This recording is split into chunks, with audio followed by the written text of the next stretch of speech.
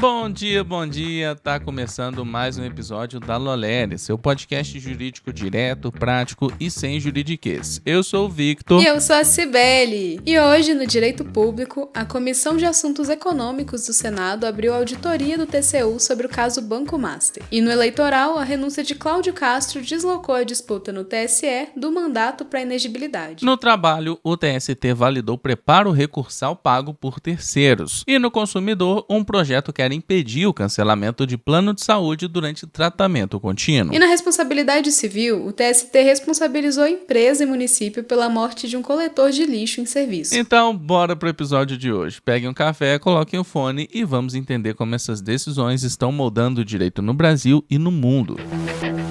E vamos começar com o direito público. A Comissão de Assuntos Econômicos do Senado decidiu retirar o sigilo imposto pelo TCU sobre auditorias ligadas a fraudes envolvendo o Banco Master. A abertura, porém, não será total. Seguem protegidos dados cobertos por sigilo legal, como transações bancárias, conversas telefônicas e informações pessoais. O ponto central da discussão está na tensão entre publicidade e sigilo. Durante a reunião, o senador Eduardo Braga afirmou que o TCU havia exigido dos membros da comissão uma declaração de confidencialidade sobre o resultado da auditoria e sustentou que um órgão auxiliar do Legislativo não poderia impor esse grau de reserva ao próprio Congresso. No plano jurídico, a controvérsia envolve o artigo 71 da Constituição, que coloca o TCU como órgão de auxílio do Congresso no controle externo, e a Lei de Acesso à Informação, que garante acesso a informações públicas. Ao mesmo tempo, seguem como limites a LC 105 sobre sigilo bancário e a LGPD na proteção de dados pessoais. A decisão veio acompanhada da apresentação de 3 propostas legislativas ligadas ao caso, com foco no Fundo Garantidor de Créditos, na oferta pública de títulos cambiais e no reforço penal contra grandes fraudes no sistema financeiro. O exercício da advocacia criminal contemporânea exige mais do que domínio técnico do direito penal. A consolidação de uma atuação estratégica passa por posicionamento, prospecção ética e domínio da prática aplicada a casos concretos. No dia 30 de março, às 7h, o CEISC Prática Jurídica apresenta o Criminalista Pro, evento online gratuito que propõe uma visão 360 da atuação penal. A programação aborda desde a construção de autoridade na área até a análise técnica de defesas criminais bem-sucedidas. Conduzido pelos advogados e mentores na área criminalista Ana e Gustavo Bretana, o encontro apresenta estratégias de mercado e prática jurídica alinhadas à realidade da advocacia de alta performance, além de materiais exclusivos e certificado de participação. E você pode se inscrever gratuitamente pelo link que está aqui na descrição.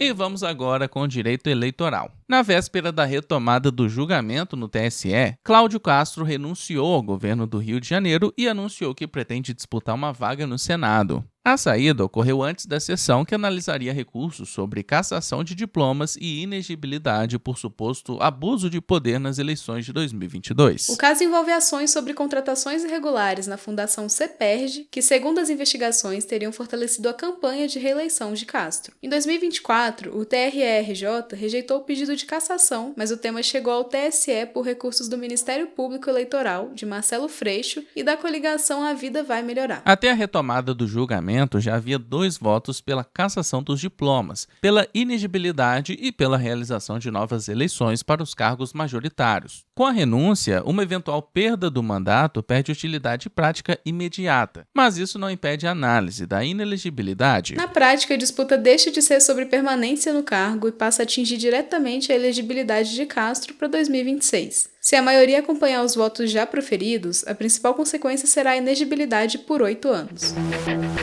E vamos agora com o direito do trabalho. O TST firmou no tema 41 dos recursos repetitivos o entendimento de que custas processuais e depósito recursal podem ser pagos por terceiro estranho à lide, desde que sejam observados os mesmos requisitos legais e os mesmos prazos exigidos da parte recorrente. A decisão uniformiza uma divergência que vinha afetando a admissibilidade de recursos trabalhistas. Até aqui havia discussão sobre a validade do preparo quando o pagamento fosse feito por escritório de advocacia, empresa do mesmo grupo econômico ou outro terceiro. Ao fixar a tese, o TST afastou a ideia de que a identidade do pagador por si só inviabiliza o recurso. O foco, segundo a Corte, deve estar na regularidade objetiva do recolhimento, como prazo, valor integral e correta vinculação ao processo. Essa decisão tende a reduzir discussões sobre a deserção fundada apenas na origem do pagamento e a orientar as instâncias da Justiça do Trabalho. A tese, porém, foi construída em torno do recolhimento em moeda corrente, e o detalhamento completo ainda depende da publicação do acordo.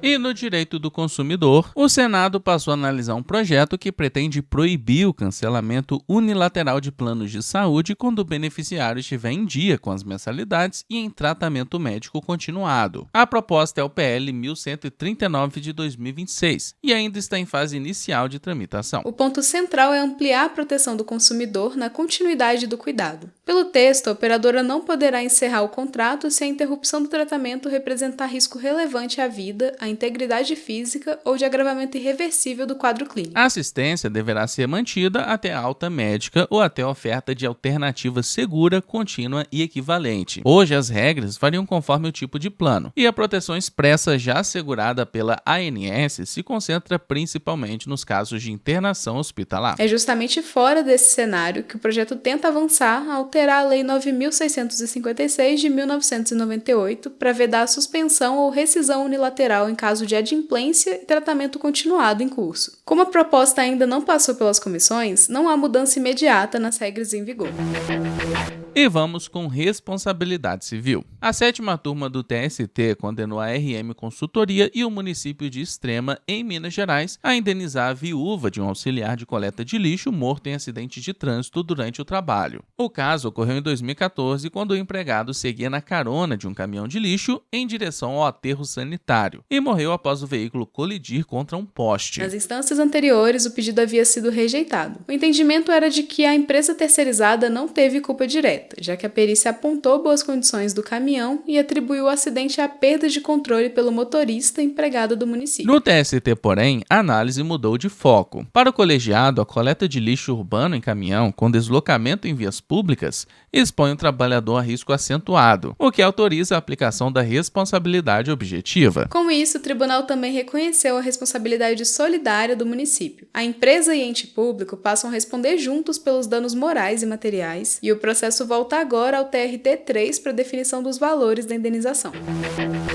E agora a gente traz o quadro Jurisprudência, apresentado pela Escola de Formação em Advocacia Empresarial. O TJSP decidiu ser cabível o arresto cautelar no âmbito de DPJ, quando houver indícios relevantes de confusão patrimonial e fraude. No caso, pesaram elementos como o mesmo endereço, mesmo domínio de e-mail e pagamento de despesas processuais por pessoa ligada à empresa apontada. A medida foi deferida para preservar a utilidade do processo até o julgamento final do incidente. O STF retomou o julgamento sobre a incidência de ITBI na integralização de imóveis ao capital social, tema com impacto direto na constituição de holdings patrimoniais. Até o momento, o placar está favorável aos contribuintes, mas ainda sem definição final. A tese pode influenciar o custo, a viabilidade e a segurança jurídica dessas estruturas. A Raizen protocolou plano de recuperação extrajudicial que pode se tornar o maior da história do país. A operação envolve dezenas de bilhões de reais e inclui instrumentos como conversão de dívida em participação societária e reorganização financeira. O caso reforça o avanço da recuperação extrajudicial como ferramenta relevante para grandes reestruturações empresariais.